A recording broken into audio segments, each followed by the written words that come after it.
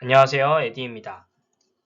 제가 지난 영상에서 하나에어로스페이스와 현대로템 관련된 말씀을 드린 적이 있었는데 당시 현대로템의 1차 목표가로 제가 설정했던 게 20만원 정도였습니다. 근데 최근에 좀 주가가 가파르게 상승을 하면서 17만원 언저리까지 좀 도달한 상황이고 그래서 목표가에 좀 근접해 가고 있는 상황입니다. 그래서 그 목표가를 유지해 나갈지 또 아니면 상향 조정할 여지가 있는지 앞으로의 비중은 좀 어떻게 가져나갈 예정인지에 대해서 좀 고민을 하고 있어서 이 부분에 대해서 오늘은 좀 말씀을 드리도록 하겠습니다. 먼저 현대로템 아시다시피 최근에 가파른 상승으로 17만 900원까지 마감을 했습니다. 제가 현대로템 이전 영상을 올렸을 때가 이때였습니다. 그리고 나서 다음날 미중 관세 철폐 얘기 나오면서 급격한 리스크온을 타면서 나홀로 상승하던 방산주들이 좀 크게 조정을 받았었고요. 저는 이때 오히려 매수를 추가적으로 더 했습니다. 현대로템 같은 경우에. 왜냐하면 당시에 제가 이제 이때 방송을 했던 주요 이유 중에 하나가 5월 중순까지가 이제 1분기 실적 공시 마감이기 때문에 당시 방산주 중에 가장 마지막으로 실적 발표가 남아있었던 게 현대로템이었거든요. 그래서 대부분의 방산주들이 1분기 실적 잘 나오면서 상승 모멘텀을 한 번씩 더 탔던 상황이라 현대로템도 1분기 실적에 대한 어닝 서프라이즈 기대가 살아있었고 또 이때 미중관세 철폐로 방산주들이 조정을 받았지만 방산주들의 수혜의 가장 큰 요인이 되고 있는 유럽과 러시아 간의 지정학적 위험 요인이 소실되지 않았다라는 점에서 저는 이때 좀 비중을 더 실었던 부분이 있습니다. 그래서 그 이후에 1분기 실적 잘 나오고 추가적으로 상승을 하면서 올라왔고 최근에는 폴란드 2차 수출 계약 이번 달 말 발표 이야기 나오면서 또 급등을 하면서 목표가에 좀 근접해가고 있는 상황입니다. 이때가 한 12만원, 13만원대였으니까 그때 대비해서는 한 30-40% 정도 오른 상황이네요. 일단 제가 미중관세 철폐 이야기 나오면서 방산주가 한번 크게 조정을 받았을 때 추가적으로 매수했던 이유는 일단 러시아와 유럽 간의 지정학적 위험이 그대로 유지가 되고 있는 상황이었습니다. 러시아, 우크라이나 다음 타깃으로 핀란드냐? 핀란드 국경지대에 러시아가 군사력을 증강하고 있다. 이런 뉴스들도 나왔었고 러시아, 우크라이나 간의 공습 계속되고 최근에는 전쟁 후 최대 규모가 공습이 발생하는 등 지정학적 위험이 계속해서 살아있습니다. 미중 관세 철폐가 나오면 이제 관세 위험이 없어지면서 리스크온을 급격히 타고 그러면 이제 그동안 조정받던 다른 기업들이 좀 크게 오르고 그동안 상승했던 방산주는 오히려 주가가 하락하는 그런 이제 움직임이 자연스러운데 근데 이제 그런 부분은 이제 단기적인 반응이고 추가적인 모멘텀으로 봤을 때 이 지정학적 위험이 사라졌냐라고 하면 그렇지 않았었거든요. 그래서 오히려 매수 기회다라고 좀 판단을 했던 상황이었고 다행히 그 이후에 이제 1분기 실적 잘 나오면서 또 한번 이제 어닝 서프라이즈 타고 주가가 상승했던 상황이었습니다. 그래서 최근에 이제 증권가에서 목표가를 계속해서 올려가고 있고 또 6월 6일 현충일이었나요? 그때 그 K2 전차 관련된 그 폴란드 2차 수출 계약, 이 약 매출 9조 원 규모의 계약이 이번 달 말에 드디어 체결된다라는 기사가 나오면서 또 한번 모멘텀을 또 탄 상황입니다.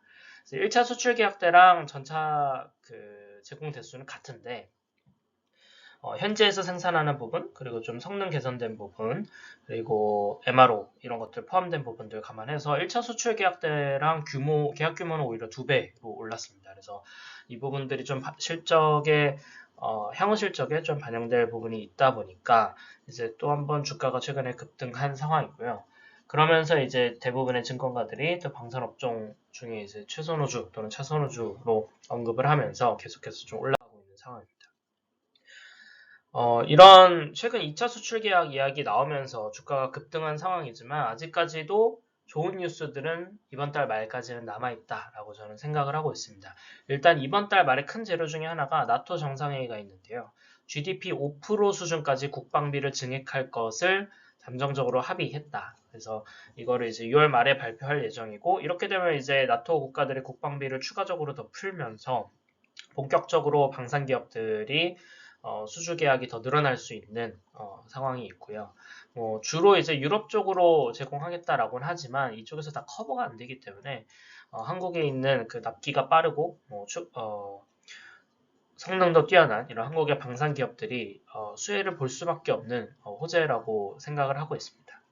그래서 다 알고 있는 내용이지만 뉴스라는 것이 항상 일이 선반영됐다가 또 어느 정도 다시 약간의 단기 조정이 있다가 또 뉴스가 새로 나오면은 알고 있었지만 또 한 번 또 모멘텀을 타고 가는 그런 부분들이기 때문에 6월 말에 이 부분은 좀 좋은 뉴스로서 아직 남아있다라고 생각을 하고 있고요. 또 K2 수주 폴란드 6월 말에 체결될 예정인데 이 이후에 중동이나 아시아 다른 국가로 계약이 확대가 될 수 있다에 대한 기대감 그리고 8월 15일까지가 이제 2분기 그 실적 공시 마감이죠. 그래서 뭐 아직까지 시간이 좀 많이 남긴 했습니다만 일단 2분기 끝나면은 이제 2분기 실적에 대한 추정치들이 또 나올 거고 그럼 이제 사상 최대 실적들 또 이야기하면서 한 번 더 실적 모멘텀을 줄 수 있는 상황이어서 뭐 6월 말 좀 늦게는 뭐 7, 8월까지도 아직까지도 좀 좋은 재료들이 남아 있다라고 저는 생각을 하고 있습니다. 뭐 관련해서 말씀드리면 뭐 현대로템 폴란드와 K2 전차 2차 계약 임박했다. 근데 슬로바키아, 루마니아, 중동 지역 계약도 진행 중이다. 그래서 폴란드 2차 계약 끝나고 나면 오히려 이 다른 국가들과의 협상 속도도 빨라질 것이다. 이런 부분들이 굉장히 좀 또 하나의 기대감으로 작용을 하고 있고요. 실제로 현대로템 같은 경우에 하나에어로스페이스랑 다르게 좀 약점으로 제기됐던 게 폴란드와의 계약 규모가 너무 크다. 그러니까 어, 하나에어로는 사실 매출처가 되게 다양하거든요. 그 국가가. 근데 이제 현대로템 같은 경우에는 좀 집중되어 있던 부분이 있다 보니까 약간 수출 다변화라는 측면에서 뭔가 약점으로 항상 좀 언급이 됐었는데 만약에 최근에 얘기되고 있는 건 좀 루마니아 이야기도 많이 나오던데 이런 부분들이 추가적으로 계약이 성사가 되면 이런 약점이 없어지고 오히려 성장할 수 있는 발판이 된다. 그래서 이 부분에 대한 기대감이 좀 크게 남아있는 상황입니다.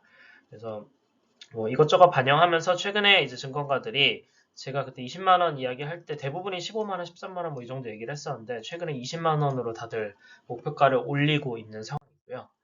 제가 1차 목표가 20만 원 지난 영상 때 말씀드렸던 이유 중에 하나가 이제 보수적으로 접근하더라도 2025년 현대로템 영업이익이 1조 원 돌파를 전망한다라는 시장의 컨센이 있었고 여기에 POR 멀티플 20배를 적용을 해서 최소 20조는 가야 된다.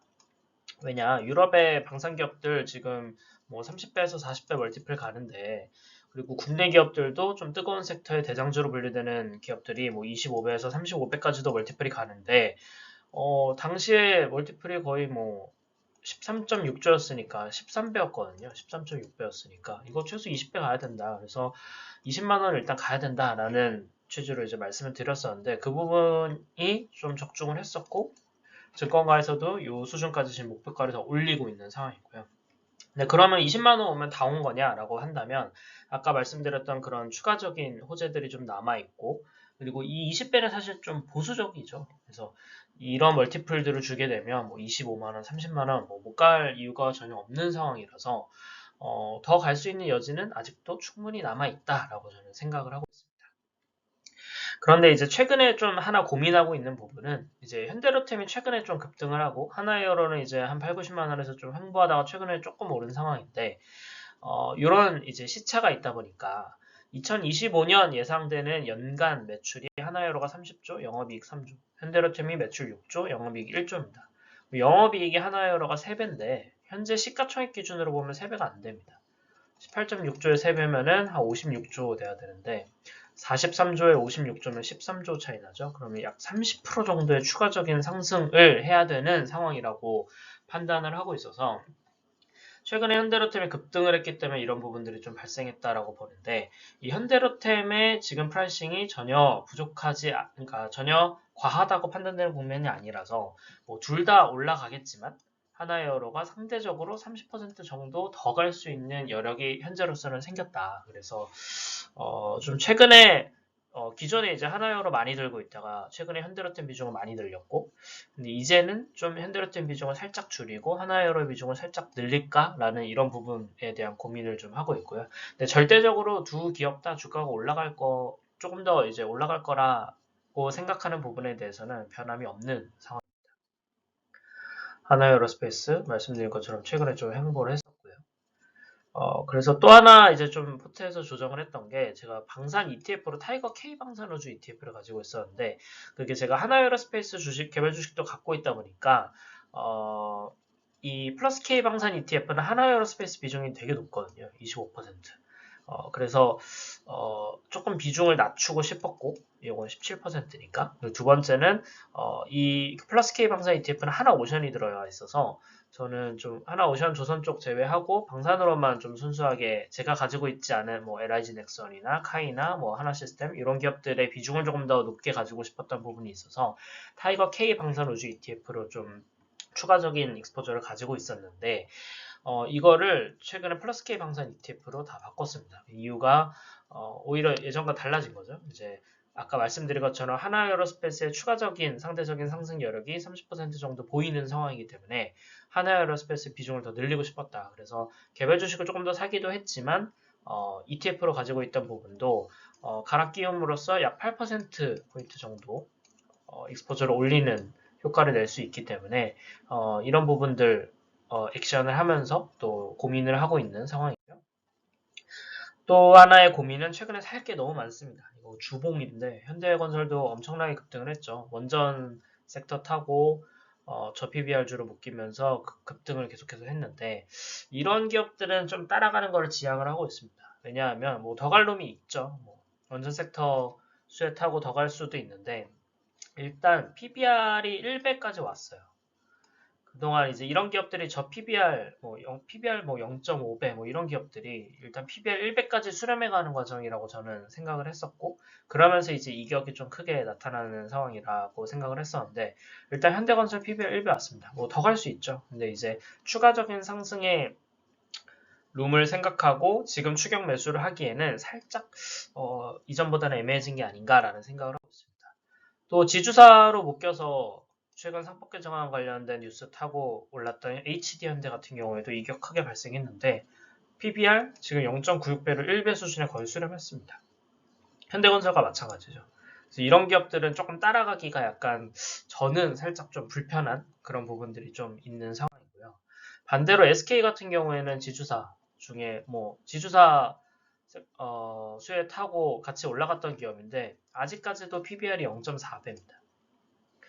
뭐 이제 석유화학이나 2차전지 쪽 같은 자회사들의 실적 부진이 이어지고 있지만 SK하이닉스의 실적과 주가가 최근에 또 크게 오르고 있는 상황이어서 석화도 좀 바닥을 다지고 있고 2차전지도 시간이 좀 많이 필요하겠지만 어쨌든 좀 언젠가는 약간 좀 턴어라운드를 대기해야 된다라는 그런 이야기들을 하고 있는 걸 감안하면 SK도 그룹 전반적으로 보면 모멘텀이 나쁘진 않은 상황인 것 같거든요.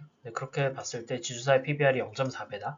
아까 다른 기업들 다 1배 이미 수렴한 상황인데 그렇게 따지면 이런 기업들이 좀 싸 보이는 게 아닌가? 추격 매수를 하려면 오히려 이런 기업들을 좀 봐야 되는 게 아닌가? 이런 고민들을 좀